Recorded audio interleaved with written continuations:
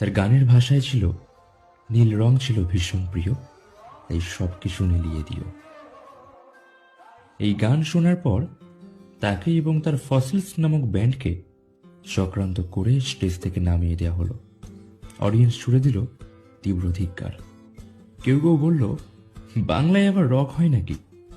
তবে তারা জানতেন না এই একরোখা ছেলেটার অদম্য জেদের কাছেই একসময় হার মানতে হবে।